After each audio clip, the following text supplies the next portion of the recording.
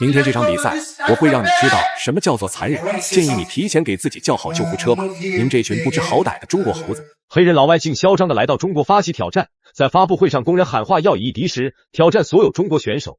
尤其在与中国散打队长傅高峰的公众仪式上，更是做出抹脖子的不良动作。这分明是对中国拳坛的赤裸裸挑衅，足见其从心底瞧不起中国选手。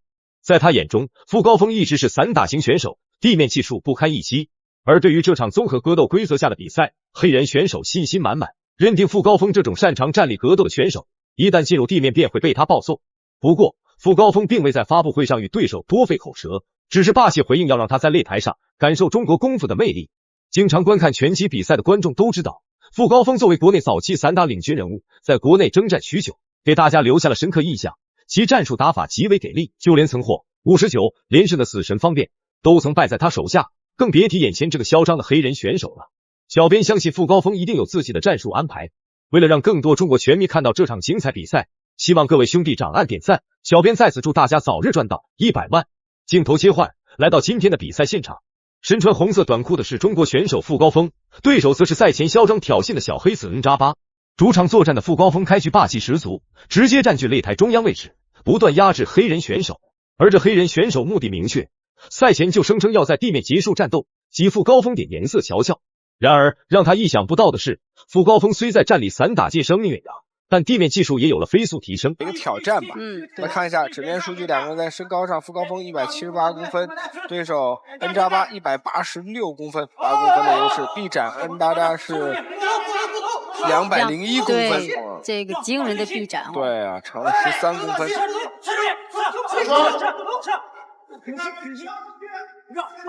挤住对手，我们来看一下。我觉得傅高峰还是不要跟恩扎巴去打更多的差。清晰可见，这位黑人选手对地面战有着近乎偏执的热衷，频繁尝试施展抱摔动作。然而傅高峰的下盘却稳如泰山，这让小黑子颜面尽失。无论他如何发力，都无法成功将比赛带入地面战的局势。此时小黑子不得不重新审视傅高峰，因为在此刻他才骤然惊觉，这场比赛全然不是自己先前设想的那般轻松易胜。而对于我们的站立格斗高手傅高峰来说，倘若真的被拖入地面，结局实在难以预料。这般局面使得在场的所有人都紧张到了顶点。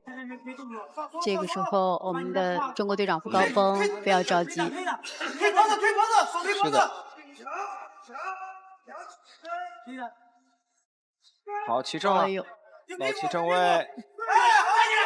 对，要站起来翻过来，漂亮。把压制对手，找侧身位。好的。哎，这个时候到了这个傅高峰的这个成绩了。对。啊，不要让他起来。对。好，站立位非常的快。再次的抱摔。两人例行一场激烈的鏖战，顺势来到地面。就在众人揪心之际，却惊喜的发现，傅高峰并非如大家想象中在地面战里那般弱势。这些年来，他潜心磨砺的地面技术完全颠覆了众人对他的认知。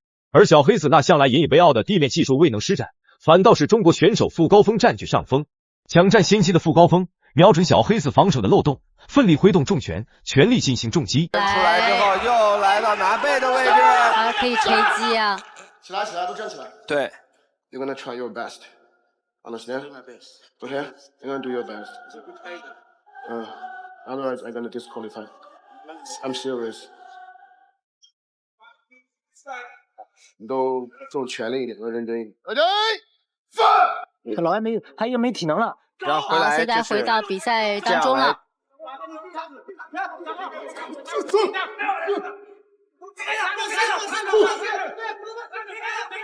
这场比赛过后，相信会有更多的人认识傅高峰，并成为他的忠实粉丝。回顾傅高峰以往的比赛，他的站立格斗技术极为强悍，谁又能想到他的地面技术竟也如此成熟，完全不像是半路转战而来的选手。从傅高峰在地面的表现可以看出，显然他在这方面付出了极大的努力。而黑人选手赛前那嚣张狂妄的姿态，此刻已然消失殆尽。这场比赛对他来说，倘若不能严肃认真的对待，想要获胜简直如同痴人说梦。傅高峰的这一精彩表现，让台下的拳迷深感震撼。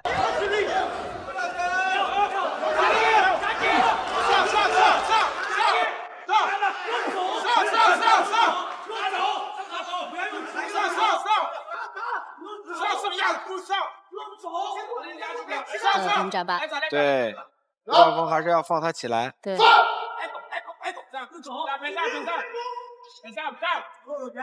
傅高峰这边的边角是崔留才和。时间缓缓流淌，每一分每一秒都清晰可辨。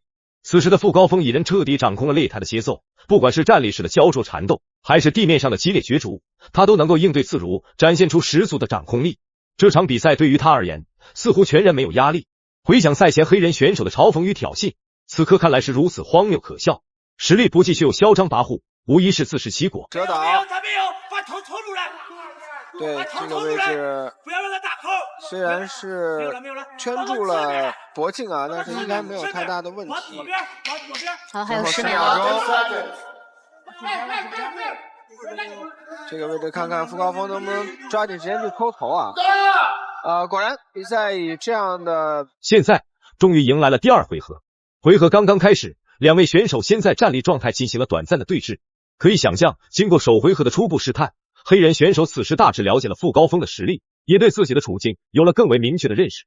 在站立格斗阶段，小黑子显然已被吓破了胆，不断的向后退却，因为他深知一旦被傅高峰抓住机会，这场比赛极有可能瞬间终结。然而比赛依旧在持续进行，一味的后退只会让他败得更加迅速。傅高峰也在不停的来回移动，寻觅着最佳时机，一旦时机成熟，他定会让这个小黑子深刻领悟到狂妄所必须付出的沉重代价。主动要去打下位，这是一个圈套啊！对，那主动要去打下位，这是一个圈套，对，让你进入地面。对，没错。好，要往上去挂腿。我们来看傅高峰，果然进入到了对手的封闭式防守当中。是。对，柔术的比赛当中，是可以选择主动的打地面，对，打下肢位。是。对，N+8还是看护头护的比较接手。没错。是结束了比赛了。是的。结束了比赛。终于，这场激烈的比赛落下了帷幕。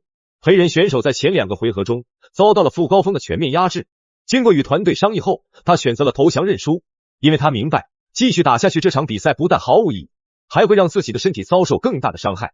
最终，让我们热烈祝贺傅高峰成功赢下这场精彩的比赛。那么，你认为傅高峰在这场比赛中的表现如何呢？欢迎在评论区留言分享您的看法。我们下期再见，不见不散。